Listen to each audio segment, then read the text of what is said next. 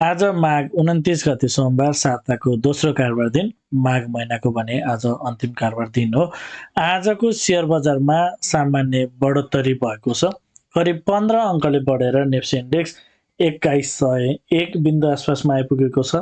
कारोबार रकम 3 अर्ब 58 करोड भन्दा बढीको छ। आजको सेयर बजारको अवस्था के कस्तो रहेको छ, विभिन्न टेक्निकल टुल्सहरूको अवस्था के कस्तो रहेको छ, टेक्निकल्ली नेप्सेको मुभमेन्ट के कस्तो रहेको छ समीक्षा गर्नको लागि सधैँ चाहिँ आज पनि नेप्से एनालाइसिस लिएर म उपस्थित भइसकेको छु। नमस्ते, म हरि लामिछाने हजुरहरूलाई मेरो यस युट्युब च्यानलमा हार्दिक स्वागत गर्दछु। सुरुमा एउटा डिस्क्लेमर, यो भिडियो नितान्त इन्फर्मेटिभ तथा एजुकेसनल पर्पजले तयार गरिएको हुनाले लगानीकर्ता स्वयंले गहन अध्ययन र अनुसन्धान गरेर मात्र आफ्नो ट्रेडिङ स्ट्राटेजी बनाउनको लागि उपयुक्त हुन्छ। स्टडीको लागि, कम्प्यारिजनको लागि र रिफरेन्सको लागि मात्र यो भिडियो प्रयोग गर्नको लागि र आफ्नो स्वयं गहन अध्ययन र अनुसन्धान गर्नको लागि सबै रेस्पेक्टेड अडियन्सहरूमा निवेदन गर्न चाहन्छु। स्क्रिनमा नेप्सेको प्राइस चार्ट देख्न सकिन्छ। आज भने नेप्सेमा एउटा बुलिस क्यान्डल बनेको छ, सानो बुलिस क्यान्डल बनेको छ। कारोबार रकम हिजोको भन्दा केही थोरै आए पनि पछिल्लो समय एउटा लोएस्टबाट हेर्दै जाँदा केही बढ्दो क्रममा देखिएको छ। ओभरअलमा 3.5 अर्बभन्दा माथिको कारोबार ठिकै नै मानौँ। एभरेज कारोबार रकमभन्दा चाहिँ पछिल्लो समय कम नै आइरहेको छ मार्केट टर्नओभर। अब आजको इन्ट्राडे चार्ट हेरौँ। मार्केट ओपन भए लगतै सुरुवाती चरणमा केही फल भएको थियो र बजार केही तल आइसकेपछि थोरै केही तल आएपछि भने फेरि राम्रो बाउन्स भएको देख्न सकिन्छ। सार्प राइज भएपछि माथिबाट केही सेलिङ आए पनि अन्तिममा आजको हाइएस्ट पोइन्ट आसपासमा नै क्लोज गरेको छ। ओभरअलमा पछिल्लो समय मार्केट साइडवेज नै देखिएको छ। एउटा 2053 एउटा लोएस्ट पोइन्ट क्रिएट गरिसकेपछि बजारको मोमेन्टम चाहिँ एकदम स्लो भएको देखिएको छ। केही बढ्छ फेरि तल आउने, केही माथि जाने तल आउने, फेरि केही माथि जाने, फेरि तल लेभलमा आएर खेलेर बस्ने, फेरि माथि जाने तल आउने, यही प्याटर्न चाहिँ रिपिट भइरहेको छ। लगानीकर्ताहरू चाहिँ एउटा अन्यलको अवस्थामा रहेको हुनसक्ने, वेट एन्ड वाचको अवस्थामा रहेको हुनसक्ने, यो चार्ट हेर्दाखेरि हामी त्यो कुराहरू अनुमान गर्न सक्छौँ। र ट्रेन्ड के छ त लोवर टाइम फ्रेममा मिनिमम 5 मिनट्समा यदि हामी हेर्छौँ भने 5 मिनट्स करेन्ट सिनारी के छ भन्दा बजार चाहिँ जुन एउटा लोएस्ट पोइन्ट क्रिएट गरेर यसरी माथितिर बढिरहेको छ, यो बढ्दो क्रम चाहिँ स्टिल पनि भ्यालिड छ। यो अगाडिको भिडियोमा मैले हजुरलाई सेयर गरेको कुरा, जुन अगाडि बनेको 2082 आसपासमा बनेको लो छ, यो लोलाई ब्रेक गरेर यदि तलतिर लाग्छ भने चाहिँ बजार केही तलतिर जान सक्छ भन्ने कुरा थियो। तर स्टिल यो लोलाई चाहिँ यहाँ छुच्च ब्रेक जस्तो गरे पनि इमिडिएटली माथि बाउन्स ब्याक भएको छ। सो क्लियरली यो लेभललाई चाहिँ ब्रेक नगरेको हुनाले अहिलेसम्म चाहिँ मार्केट अप ट्रेन्डमै छ। जुन हिसाबले एउटा लोएस्ट पोइन्ट क्रिएट गरेर बजार चाहिँ माथि जान खोजेको छ, यो माथि गइरहेको प्याटर्न चाहिँ स्टिल भ्यालिड नै छ भनेर हेर्न सकिन्छ। र बजार तलतिर जान सक्छ भन्ने पहिलो इन्डिकेसन चाहिँ यो लो जुन 2081 आसपासमा बनेको छ, यो लोभन्दा तल गयो भने चाहिँ बजार केही तलतिर जान सक्ने स्थितिहरू चाहिँ बन्न सक्छ भनेर हामीले हेर्न सक्छौँ। अब 15 minutes time frame, 15 minutes time फ्रेममा मार्केट स्ट्रक्चर बेयरिश छ, सधैँ नै सेयर गरेको कुरा। अगाडिको लोगो दाँजोमा मार्केटले यहाँनिर लोवर हाई क्रिएट गरेको हुनाले माथि गइरहेको मुभ चाहिँ एउटा पुलब्याक मुभ नै हो भनेर हामीले हेर्न सक्छौँ र त्यो कुरा बुझ्न सक्छौँ। एउटा पुलब्याक दिएर चाहिँ फेरि मार्केट यसरी तलतिर जान सक्ने कुरालाई चाहिँ नकार्न मिल्दैन। तर यो पुलब्याकको हाई जुन यो क्रिएट गरिरहेको छ अहिलेसम्मको हाइएस्ट पोइन्ट, यो नै पुलब्याकको हाई हो। अब फेरि बजार तलतिर जान्छ भन्ने खालको यसले इन्डिकेसन गरेको छैन। यही टाइम फ्रेम 15 मिनट्समा पनि 2082 भन्दा क्यान्डल तलतिर राख्छ भने तलतिर जान सक्छ भन्ने यो लोअर हाई मोर प्रोबेबल हुनसक्छ। तर कन्फर्मेसन चाहिँ यो लोले मात्र दिन्छ, यो लोको ब्रेकडाउनले मात्र दिन्छ भन्ने कुरा थियो। अहिलेसम्म हेर्दा बजार चाहिँ स्टिल माथितिर जुन यो पुलब्याक यो फेज जुन गइरहेको छ यो नै रनिङ छ। हजुरहरूले बुझ्नुभयो? ओके, यो फेज नै रनिङ छ। जबसम्म यो हाइलाई पार गर्दैन जति माथि गए पनि यसरी तल आउन सक्ने चान्स चाहिँ रहन्छ।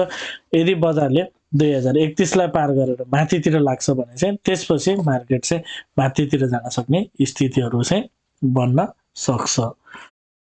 अहिलेको लागि ओभरअल मार्केट साइडवेज छ र साइडवेजमा चाहिँ माथितिर जुन लोएस्ट पोइन्टबाट हेर्दाखेरिको मुभ चाहिँ माथितिरै गइरहेको प्याटर्नमा यही प्याटर्न रनिङ फेजमै देखिएको छ। एउटा जानकारी, यदि हजुरहरू स्मार्ट मनी कन्सेप्टको कोर्स गर्न चाहनुहुन्छ भने, भेरी एडभान्स लेभलको टेक्निकल एनालाइसिसको कोर्स गर्न चाहनुहुन्छ भने कृपया स्क्रिनमा देखाएको नम्बरमा सम्पर्क गर्नुहोला। साथै यदि हजुरहरू मेरो सल्लाहमा सेयर खरिद बिक्री गर्न चाहनुहुन्छ, एज अ एडभाइजर रूपमा पनि मलाई लिन चाहनुहुन्छ भने यही नम्बरमा सम्पर्क गर्न सक्नुहुनेछ। 9863805867 यो नम्बरमा कल, मेसेज अथवा व्हाट्सएप गर्न सक्नुहुनेछ। अब आवरली टाइम फ्रेम हेरौँ। आवरली टाइम फ्रेममा मार्केट स्ट्रक्चर बुलिस छ। सो सधैँ नै सेयर गरेको primary analysis hourly time frame मात्र हेरिरहँदाखेरि चाहिँ हाम्रो एनालाइसिस कस्तो हुन्छ भन्दा यसरी मार्केटले हायर हाई क्रिएट गरेको हुनाले तल आएको 2053 को लो लगाएर फेरि पनि यो लोको ताजमा हाई लो क्रिएट गरेर मार्केट फेरि पनि माथि नै जान्छ कि भन्ने अर्थ लाग्छ। जबसम्म मार्केटले 2020 को लो ब्रेक गर्दैन तबसम्म चान्सेस के रहन्छ भन्दा मार्केट यसरी माथितिर यो आएको त अर्को हाई नै बनाउन जान सक्छ भन्ने प्राइमरी एनालाइसिस रहन्छ। तर यदि मार्केट माथि जाने क्रममा अगाडिको हाईलाई पार गर्न सक्दैन र यदि मार्केटले यो पुनः अब माथि गइरहेको छ, मोमेन्टम एकदम कमजोर देखिएको छ, पुरै साइडवेज देखिएको छ मार्केट, यदि तलानको क्रममा 2053 लाई ब्रेक गर्छ भने चाहिँ यसरी बजार तलतिर जान सक्ने चान्स हुन सक्छ भनेर हामी लिन सक्छौँ। जबसम्म 2053 ब्रेक गर्दैन तबसम्मको चान्सेस भनेको यसरी माथितिर जान सक्ने कुरालाई नगार्न मिल्दैन। सो आवरली टाइम फ्रेम मात्र हेरिरहँदा यो प्याटर्न चाहिँ प्राइमरी हुन आउँछ। तर यदि बजारले 2053 लाई ब्रेक गर्यो भने यो 2020 को लोमा चाहिँ स्टेबल नहुन सक्ने चान्सेसहरू चाहिँ बढेर जान सक्छ।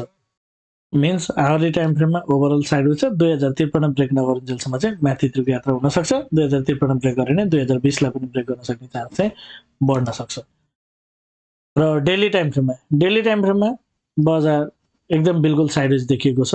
अहिले करेन्ट सिनेरियो यदि हामी निहालेर हेर्छौँ भने डेली टाइम फ्रेममा चाहिँ क्यान्डल्सहरू पुरै ओभरल्यापिङ फेजमा छ। एउटा क्यान्डलको साइडमा अर्को क्यान्डलको साइडमा अर्को क्यान्डलको साइडमा अर्को क्यान्डल यो प्याटर्नमा चाहिँ देखिएको छ।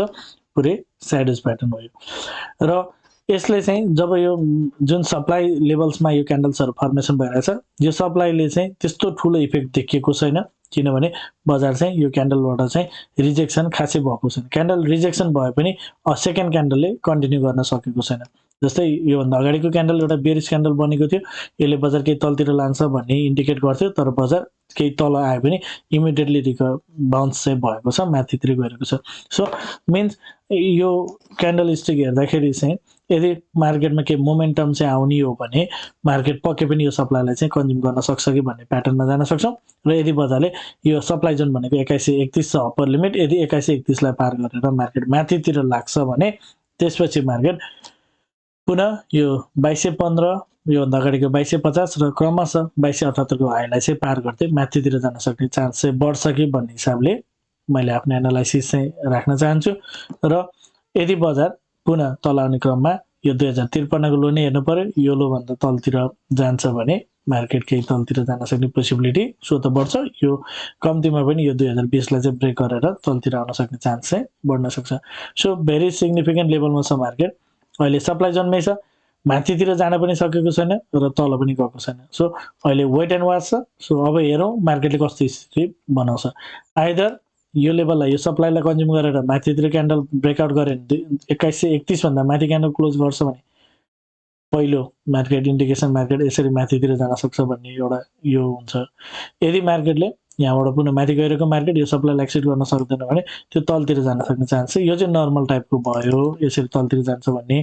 तर 2131 पार गर्यो भने चाहिँ त्यसपछि बजार चाहिँ माथितिर जाने ढोका चाहिँ खुला हुन्छ। कन्क्लुजनमा के कस्तो रह्यो त एनालाइसिस भन्दा ओभरअलमा बजार साइडवेज छ। हामीले हरेक टाइम फ्रेम हेर्दाखेरि जस्तै इभन 5-15 मिनटको टाइम फ्रेम हेर्दा पनि एउटै रेन्जभित्र चाहिँ बजार खेलिरहेको छ। खासै एउटै लेभलमा मार्केट खेलिरहेको छ।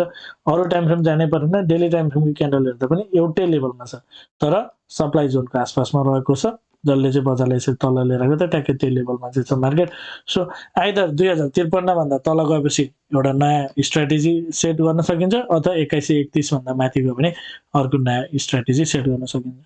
यो बिचको मार्केट चाहिँ साइडवेज छ। सो वेट एन्ड वाचको अवस्थामा हुनसक्छ। भोल्युमले पनि जुन मार्केटमा कारबाट कमाइरहेछ त्यसले पनि त्यही कुरा नै इन्डिकेट गरिरहेको छ।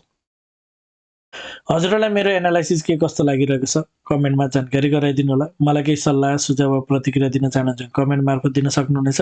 एनालाइसिस मन परेको छ भने भिडियोमा एक लाइक भने अवश्य गरिदिनु होला। साथै पहिलो पटक हेर्दै हुनुहुन्छ भने च्यानल सब्स्क्राइब गरेर जोडिनु होला भन्न चाहन्छु। हवस् त, धन्यवाद, नमस्ते।